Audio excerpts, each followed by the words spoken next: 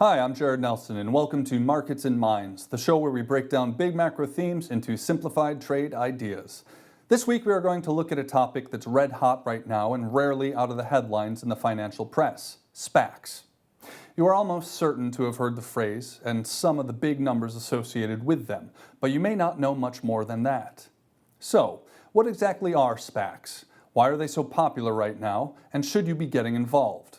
SPAC stands for Special Purpose Acquisition Company, firms that are formed for one specific purpose, which is to take over a privately owned business that's looking to go public and list its shares on the stock exchange.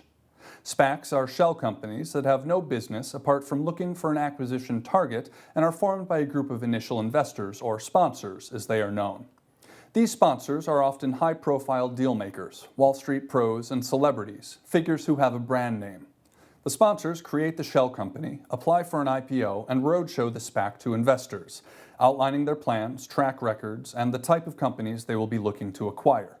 The SPAC sponsors will own up to 20% of the company once it's listed. Typically, SPACs issue shares at $10 a pop, though they can be issued at a higher price.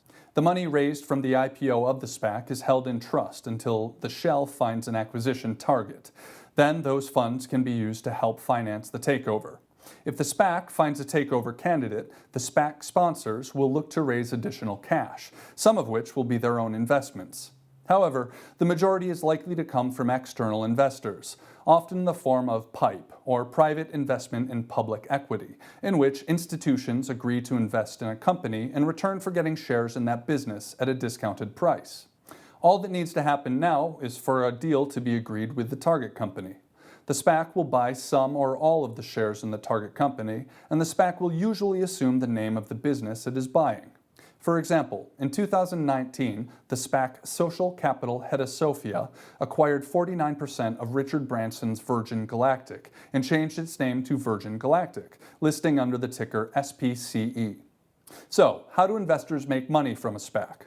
Well, the sponsors of the SPAC started out owning as much as 20% of the cash shell, and once an acquisition is finalized, that 20% stake in the SPAC translates into a substantial holding in the stock of the target company.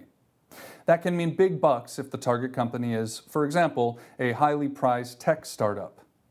Investors who put money into the SPAC at IPO will also end up with a stake in the target company, and both they and the sponsors can also benefit from any appreciation in the shares of the SPAC over and above the IPO price once it starts trading.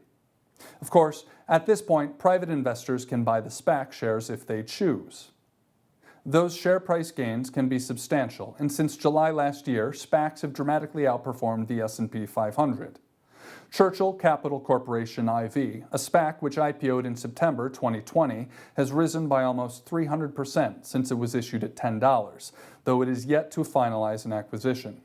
Notably, Trackstar IQ, our proprietary search tracking tool, frequently shows that this is one of the most actively researched stocks by professional investors. That brings us to another question, which is why do target companies choose to take themselves public through a SPAC rather than an IPO? Well, some companies prefer to only have to negotiate with one investor, the SPAC and its management team.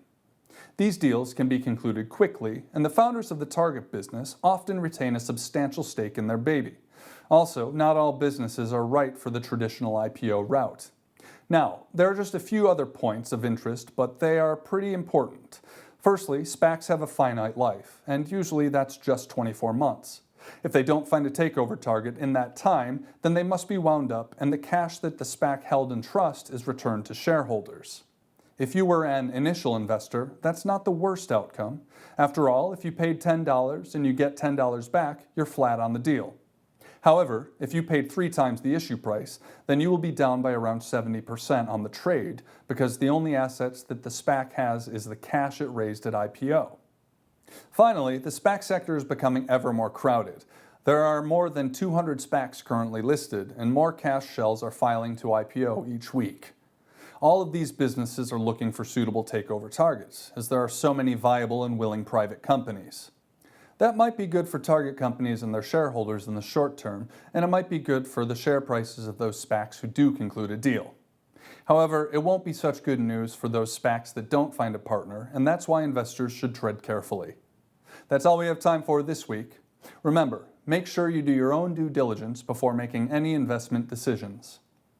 To find out more about our Trackstar IQ data, sign up to our free newsletter at investingchannel.com/Trackstar.